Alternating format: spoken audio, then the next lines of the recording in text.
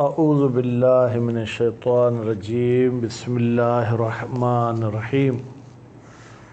ہماری گفتگو اجازت کے بارے میں تھی کہ عقد فضولی کے بعد جو شخص مالک ہے وہ جب تک اجازت نہیں دے گا تب تک وہ عقد صحیح نہیں ہوگا۔ تو اجازت کے حوالے سے انہوں نے فرمایا کہ دو نظریے ہیں، کچھ اس کو کاشفہ مانتے ہیں، کچھ اس کو ناقلہ مانتے ہیں۔ تو کاشفہ اور ناقلہ کے حوالے سے فرمایا گیا کہ کچھ ثمرات ہیں جو آپ کے سامنے پیش ہو چکے، پھر آج فرماتے ہیں کچھ متأخر المتأخرین نے اور ثمرات بھی ذکر کیے ہیں جن کو بیان کرنا بہتر ہے۔ تو یہ جو علماء کی اصطلاح ہے کہ علماء قدماء، علماء متأخرین، علماء متأخر المتأخرین، تھوڑی سی میں اس کی وضاحت کروں پھر انشاءاللہ ہم عبارت کی طرف چلیں گے۔ انشاءاللہ میں کوشش کروں گا کہ عبارت میں پورے مطالب واضح ہوتے جائیں۔ جب سے امام زمانہ علیہ السلام کی غیبت کبریٰ ہوئی تو اس کے بعد والے علماء کو گویا کہ قدماء میں انہوں نے شمار کیا ہے۔ البتہ یہ ایک تحقیق کی گئی ہے علماء کی، جس میں یہ علماء فرماتے ہیں کہ اصل قدیم اور متأخر ہونا یہ نسبی ہے۔ مثلا میرے سے جو 50 سال پہلے مولوی صاحب تھا تو وہ میرے لحاظ سے قدیم تھا، ان کے لحاظ سے میں متأخر ہوں۔ پھر جو 10 سال میرے بعد آئیں گے ان کے لحاظ سے میں متقدم ہوں، قدیم ہوں، وہ متأخر ہیں۔ بہرحال تو اس حوالے سے اس کی کوئی دقیق تفسیر تو کرنا مشکل ہے، لیکن ایک تفسیر یوں کی گئی ہے کہ 329 ہجری قمری سے لے کے 260 ہجری قمری تک، یعنی 329 سے 460، اس 460 ہجری قمری میں شیخ طوسی اس زمانے تک زندہ تھے، تو 329 سے لے کے شیخ طوسی کے زندگی تک جتنے علماء ہیں ان کو قدماء شمار کیا جائے گا۔ پھر شیخ طوسی سے لے کر علامہ حلی تک، یعنی 460 ہجری قمری سے لے کے 726 ہجری قمری تک جتنے علماء ہیں وہ متأخرین ہیں۔ تو علامہ حلی بھی 726 تک تھے، تو یہ گویا کہ متقدمین میں ہیں، یہ متأخرین میں ہیں۔ پھر علامہ حلی کے بعد جتنے علماء آئے ہیں ان کو متأخر المتأخرین کہا جاتا ہے۔ تو اس حوالے سے یہ اصطلاح آپ کے ذہن میں ہونی چاہیے کہ 329 سے لے کے 460 تک، یا دوسرے لفظوں میں یوں کہیں کہ امام زمانہ کے غیبت کبریٰ سے لے کے شیخ طوسی کے زندگی تک، شیخ طوسی سمیت یہ علماء قدماء ہیں۔ پھر شیخ طوسی سے لے کے علامہ حلی تک یہ علماء متأخرین ہیں۔ اگر سالوں میں حساب کرنا چاہیں تو 460 سے لے کے 726 تک یہ علماء متأخرین ہیں۔ پھر 726 کے بعد جتنے علماء ہیں وہ متأخر المتأخرین۔ اگر جمع کا صیغہ بنائیں اور حالت رفعی میں تو متأخر المتأخرین، اگر حالت نصبی جری میں تو متأخر المتأخرین ہے۔ تو انشاءاللہ یہ چیز آپ کے ذہن میں ہوگی۔ خیر، اب ان علماء نے کیا ثمرہ بیان کیا ہے، ایک دو کی طرف اشارہ کرتے ہیں، خلاصے میں پھر عبارت پڑھتے ہیں۔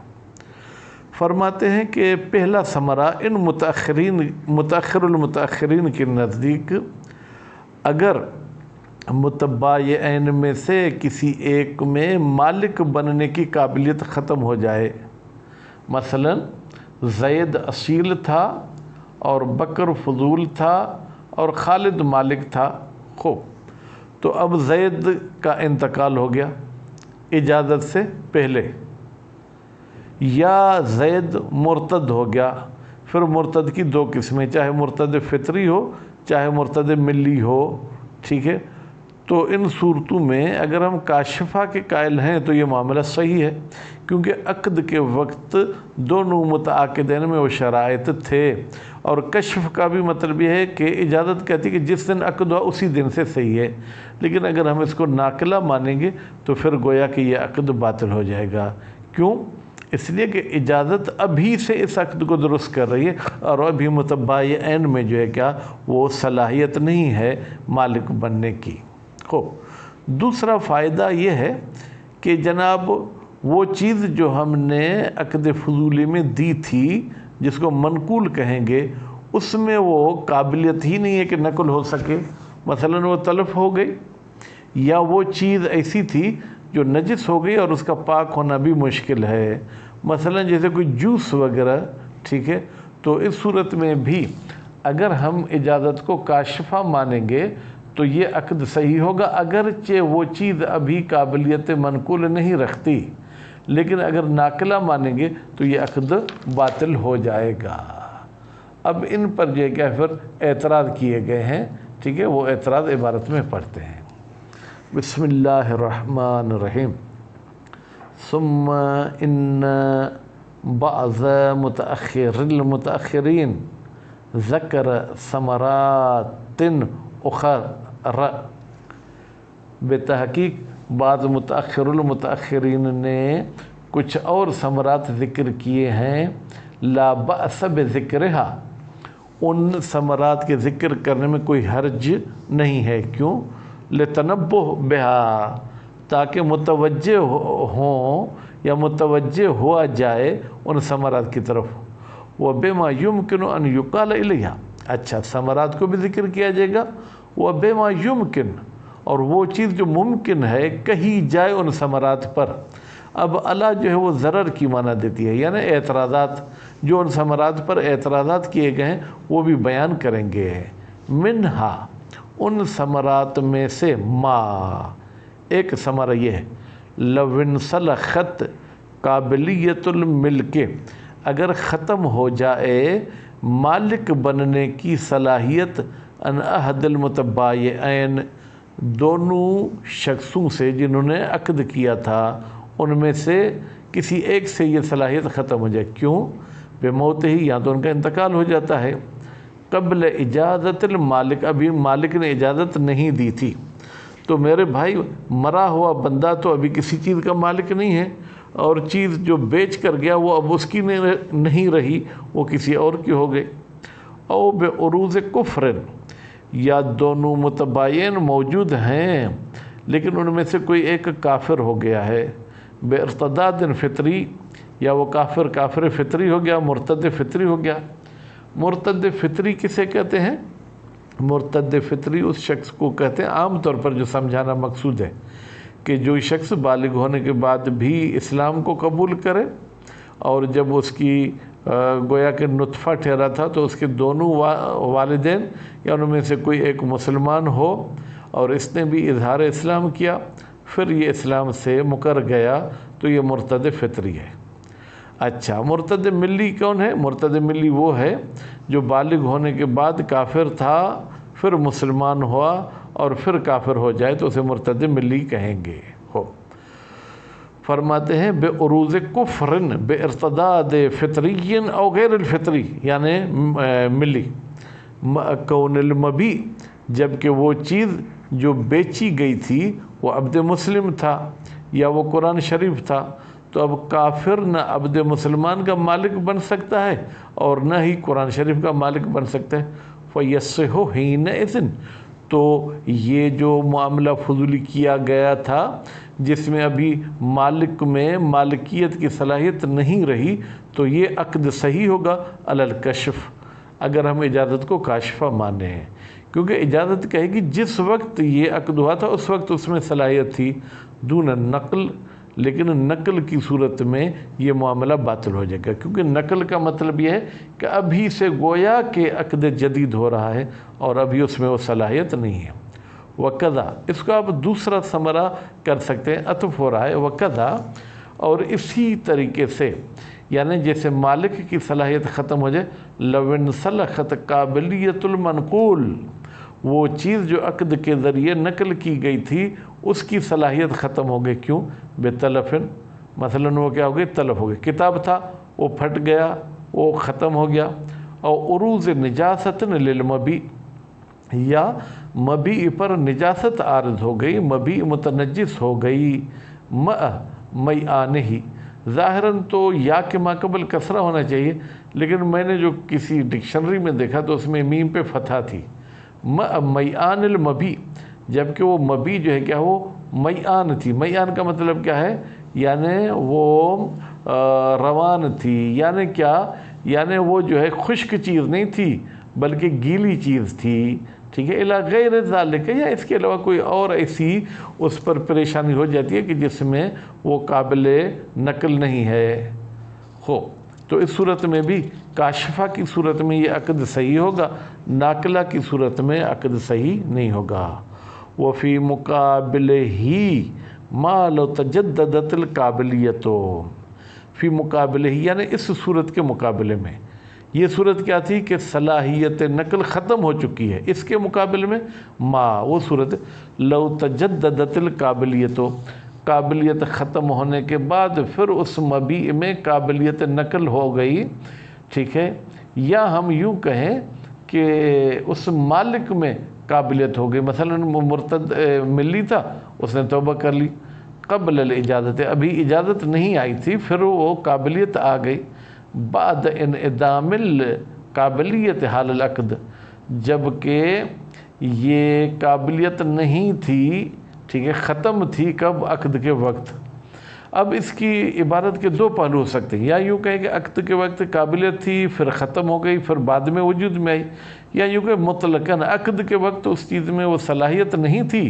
ٹھیک ہے، لیکن اجازت کے وقت اس میں وہ صلاحیت آ گئی. کما، بھائی کوئی مثال دیں. لو تجددت الثمرۃ بعد، لو تجددت الثمرۃ و بدا صلاحها بعد العقد، کسی بندے نے کھجور کا درخت بیچا، اس وقت کھجور کے درخت پہ پھل نہیں لگا ہوا تھا. ٹھیک ہے، پھر کیا ہوا؟ اس کا جو وہ بدو صلاح جو لما کی کتاب زکوٰۃ میں بھی ہم نے پڑھا ہے، وہ عقد کے بعد ہوا. بدو صلاح کا مطلب کیا ہے؟ یعنی اس کھجور کے پھل کا رنگ تبدیل ہونا شروع ہو گیا، یا وہ سرخ ہونا شروع ہو گیا، یا جو ہے کیا ہے جناب وہ پیلا ہونا شروع ہو گیا قبل الاجازت. عقد کے وقت بدو صلاح نہیں تھا، بعد میں ہوا. وفی مقارن العقد، یہ عقد کے ساتھ ساتھ جو ہے کیا اس میں یہ بدو صلاح ہوا. فقط وفیما کارن العقد فقط شروط، ہاں عقد کے وقت تو شروط نہیں تھے، ثم حصلت، لیکن بعد میں شروط حاصل ہو گئے. تو اب یہاں پر جو ہے کیا ہے کاشفہ اور ناقلہ کی صورت میں پریشانی ہو سکتی ہے. یا وہ بالعکس، یا یوں کہیں کہ جناب عقد کے وقت شروط تھے بعد میں ختم ہو گئے. ٹھیک، تو اس صورت میں بھی کاشفہ کی صورت میں عقد صحیح ہو سکتا ہے، ناقلہ کی صورت میں عقد کا صحیح ہونا مشکل ہے. کیونکہ آپ نے جب درخت بیچے تھے اگرچہ اس پہ بدو صلاح نہیں بھی تھا تو اجازت آ کے کہتے اس وقت والا معاملہ کہ میں اجازت دے رہا ہوں، تو نتیجے میں نماعات بھی اس مبی کے پابند ہوں گے. نقل کرنا چاہیں اجازت کو ناقلہ مانے تو بھائی نقل کس چیز کو کرے گی؟ جب آپ نے عقد کیا تھا تو فروٹ میں بدو صلاح نہیں تھا، اور اب جب اجازت دے رہے ہیں تو بدو صلاح ہے، تو ناقلہ کی صورت میں عقد کا صحیح ہونا مشکل ہے. وربما یعترض علی الاول، کہتے ہیں یہ جو آپ نے پہلی بات کہی تھی جب قابلیت ختم ہو جائے تو کاشفہ کی صورت میں عقد صحیح ہوگا، کہتے ہیں اس پر اعتراض کیا جاتا ہے. بے امکان دعویٰ، کہتے ہیں ممکن ہے کہ یہ دعویٰ کی جائے کون سی؟ ظہور الادلت، کہ بھائی ادلہ صحت بیع فضولی وہ ظہور رکھتے ہیں فی اعتبار استمرار القابلیت الی حین الاجازت، کہ بھئی معتبر ہے کہ وہ قابلیت جاری ہونی چاہیے اجازت تک، علی الکشف، کشف والے نظرے کے مطابق. وَيَكْشِفُ الْإِجَازَةُ عَنْ حُدُوثِ الْمِلْک، پھر یہ اجازت کشف کرے گی کہ ملکیت حاصل ہو گئی ہے عقد کے وقت، اور وہ ملکیت مستمراً الی حین الاجازت، وہ اجازت تک ملکیت جو ہے کہ وہ جاری و ساری ہے. وفی ہے اعتراض میں اعتراض ہے، انہو لا وجہ بے تحقیق شان یہ ہے کوئی وجہ کوئی دلیل نہیں ہے اعتبار استمرار القابلیت کہ معتبر سمجھیں کہ قابلیت لگاتار جاری رہے، ولا استمرار التملک المکشوف عنہ، اور یہ بھی شرط نہیں ہے کہ تملک یعنی ان کا مالک بننا وہ بھی جاری رہے، المکشوف عنہ وہ تملک جس سے جو کشف ہوتا ہے اجازت کے ذریعے، الحین الاجازت یعنی اجازت تک نہ استمرار قابلیت شرط ہے نہ استمرار تملک شرط ہے۔ کما کہ اس کو کوئی مثال دے سکتے ہیں؟ جی ہاں، لو وقعت بیوع متعددۃ علی مالہ، اگر بہت سارے جو ہے کیا ہے وہ عقود یا بیعیں واقع ہوئیں مالک کے مال پر، تو پھر اس میں علماء نے کیا فرمایا؟ فَإِنَّهُمْ بتحقیق علماء نے تصریح کی ہے بِأَنَّ اجازت الاول، بتحقیق کہ پہلے عقد کی اجازت دینا توجب، یہ اجازت سبب بنتی ہے صحت الجمیع کہ ٹوٹل معاملے صحیح ہو جائیں، عدم بقاء مالکیت الاول مستمرا، در حالی کے اجازت کے وقت تو پہلے مالک کی جو ہے وہ جناب ملکیت باقی نہیں رہی، اب تو وہ ملکیت اور کی طرف چلی گئی ہے۔ وَكَمَا يُشْعِرُ بَعْضُ أَخْبَارِ الْمَسْأَلَةِ الْمُتَقَدِّمَةِ، اور جس طریقے سے کہ بیان کرتی ہیں کس کی کہ استمرار شرط نہیں ہے، بعض بیع فضولی کے مسئلے کی جو احادیث تھیں جن کا ذکر ہو چکا، حیثو ان ظاہر بعض الاخبار، جبکہ بعض اخبار کا ظہور تھا کہ بھائی استمرار شرط نہیں ہے، وصریح الآخر، اور کچھ احادیث کی صراحت تھی کس میں؟ عدم اعتبار حیات المتعاقدین حال الاجازت، کہ بھائی اجازت کے وقت متعاقدین کا زندہ ہونا ضروری نہیں ہے۔ ٹھیک ہے، اب یہ تو احادیث اپنی جگہ پر، ان احادیث میں اضافہ کیا جاتا ہے اضافہ ہوا ایک اور حدیث کے مفہوم کا۔ وہ حدیث کیا تھی؟ یہ جو کل ہم نے پڑھا کہ اگر دو صغیرین کی شادی کرائی جائے یصلح ردن، تو اس حدیث کا فہوا صلاحیت رکھتا ہے کہ یہ بھی ایک رد، ایک ٹھکرا نہ ہو لما ذکر فی ثمرۃ ثانیۃ، وہ بات جو ثمرۃ ثانیہ میں جو ہے ذکر کی گئی کہ وہ کیا ہو، انہوں نے کہا کہ قابل نقل ہو وہ مبی۔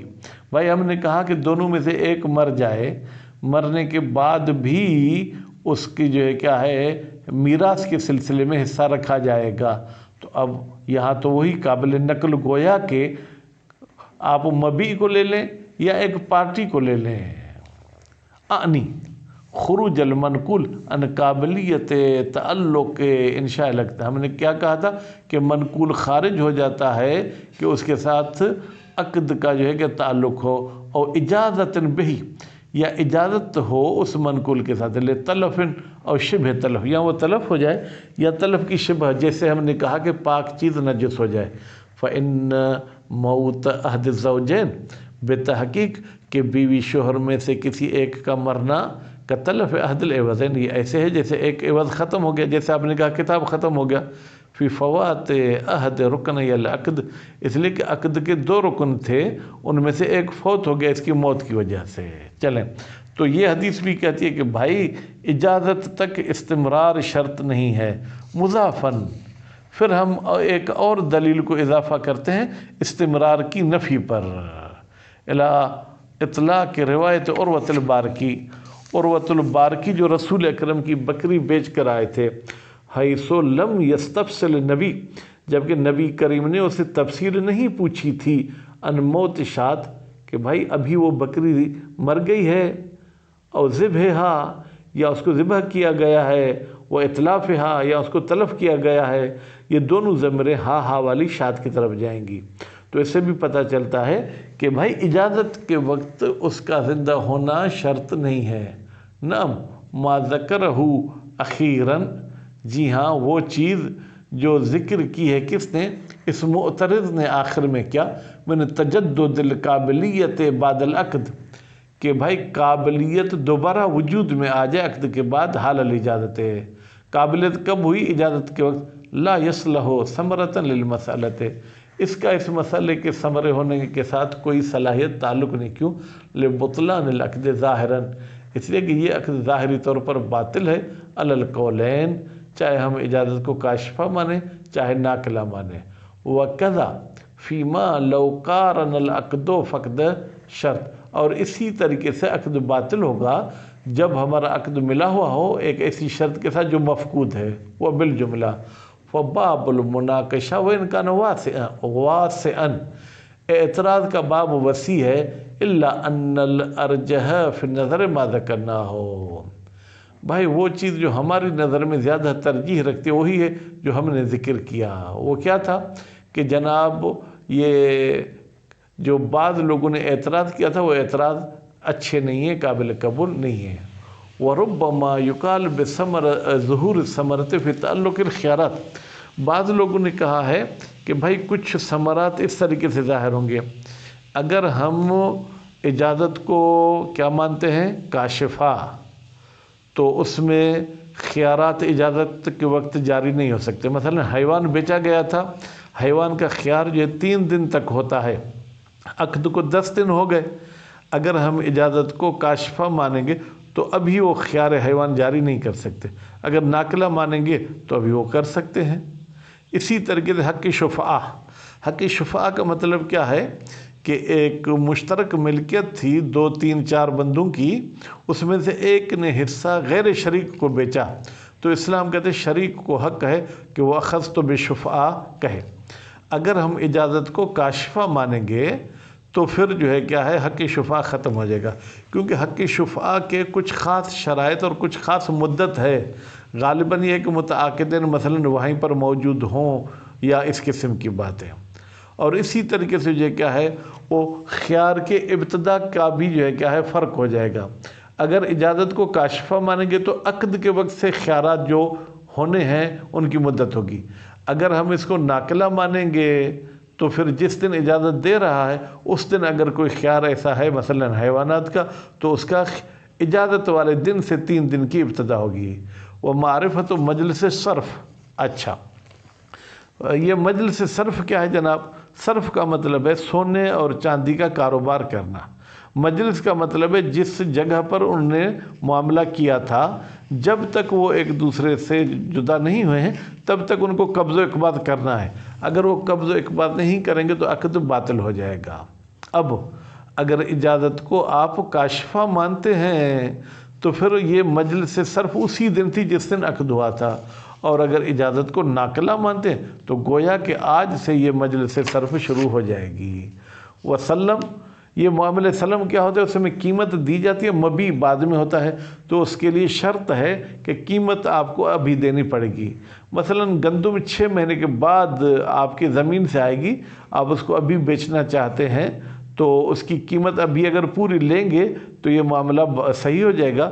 اگر قیمت بھی کہیں گے 2 دن بعد اور گندم 6 مہینے بعد تو یہ معاملہ باطل ہو جائے گا. والایمان والنذور. اچھا، اسی طریقے سے اگر آپ نے کوئی یمین کھائی تھی کہ جس دن میری یہ گائے بکی اس دن میں کیا کروں گا؟ 2 رکعت نماز پڑھوں گا. اگر اجازت کو کاشفہ مانیں گے تو آپ کو عقد والے دن پڑھنی چاہیے، اگر ناقلہ مانیں گے تو آج پڑھیں گے. اسی طریقے سے نظر آپ نے کوئی کی ہے، کاشفہ کی صورت میں نظر کا وقت پہلے ہو جائے گا، ناقلہ کی صورت میں نظر کا وقت بعد میں ہو جائے گا. المتعلقہ، وہ قسمیں، وہ نذور جن کا تعلق ہے مال بائع اور مال مشتری کے ساتھ. وتظہر الثمرۃ ایضا، کہتے ہیں کہ جیسے یہ ہم نے خیار یہ وہ کہا کہ ثمرہ ظاہر ہوتا ہے، ایک اور ثمرہ بھی ظاہر ہوتا ہے فی العقود المترتبۃ علی الثمن او المثمن، ان عقود پر جو اس ثمن پر ہوئے ہیں یا مثمن پر ہوئے ہیں یا دونوں پر ہوئے ہیں. یعنی میں نے گائے خرید کی فضولتاً، پھر میں نے وہ گائے بیچ دی، پھر اس شخص نے کسی تیسری پارٹی کو بیچ دی. یا کبھی ایسا ہے کہ میں نے گائے دی، اس کی ثمن کی صورت میں آپ نے مجھے گندم دی، پھر میں نے گندم کو بیچ دیا، پھر آگے والے نے بھی گندم کو بیچ دیا، تو یہ ثمن پر چند عقود ہو گئے. وسیاتی انشاءاللہ تعالی، اور ان قریب یہ مزید بحثیں آئیں گی کہ اگر عقود مترتبہ ہوں سمن پر مسمن پر تو ان کا کیا حکم ہے. تو یہاں سے تنبیہات شروع ہوتی ہیں. انشاءاللہ زندگی رہی تو آئندہ کے درس میں تنبیہات پڑھیں گے. وصلی اللہ علی محمد و آل محمد.